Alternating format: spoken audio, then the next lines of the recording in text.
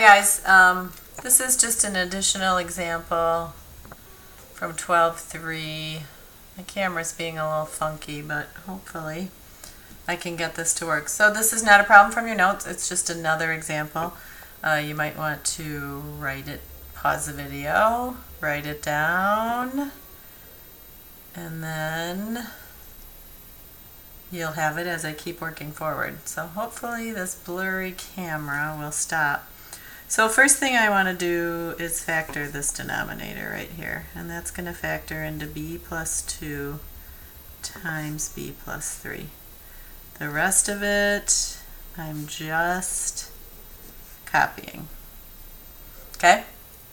Now remember, when we're doing these solvings, we still want to find the least common denominator. So the least common denominator for this problem would be b plus 2 times b plus 3.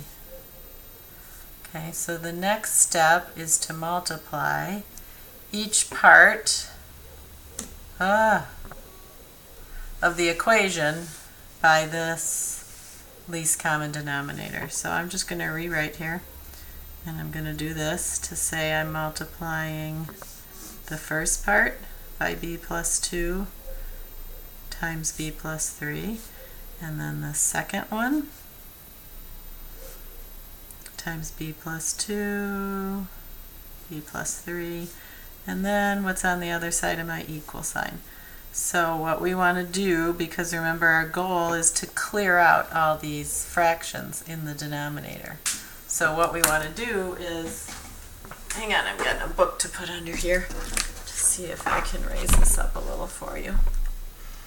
I want to multiply all three terms by this least common denominator so I can clear out all of these denominators. Basically, get rid of the fractions, so we're just dealing with a regular equation. So this quantity divided by this quantity, that divides to give me 1, and I'm just left with 3. b plus 2 divided by b plus 2 divides to give me 1, and on the top of the second term I'm left with b minus 1 times b plus 3. And then over here the b plus 3's cancel, and I'm left with 7 times b plus 2. Now I just need to simplify this, combine like terms, and solve. So this would be 3 plus, this would be b squared. Outside times outside would be plus 3b, inside times inside, minus b, last times last, minus 3 equals 7b plus 14. Just distributed that 7. I want to keep cleaning this up. You can see the 3 and the negative 3 combine to give you 0. So I have b squared plus 2b equals 7b plus 14. I'm going to minus this 7b from both sides. b squared minus 5b equals 14. Minus 14 from both sides. This looks like it's going to be a quadratic that I'm solving. Okay. So remember, solving quadratics, first thing we want to check is see if it's factorable. And I'm looking at this and thinking factors of 14 that subtract to give me 5 would be 7 and 2.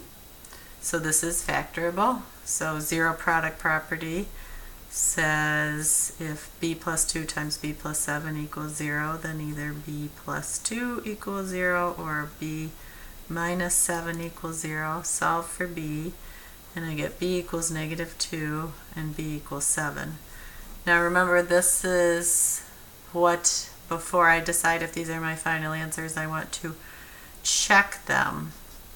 And I also want to see where this equation is undefined. Now if I look at my factored version up here, I would set these, the b plus 2 and the b plus 3 equal to 0 to find out where I'm undefined. And I would find out I'm undefined when b equals negative 2 and when b equals 3.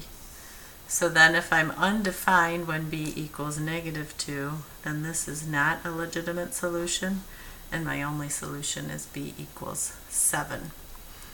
So that's it, just one more example for 12.3.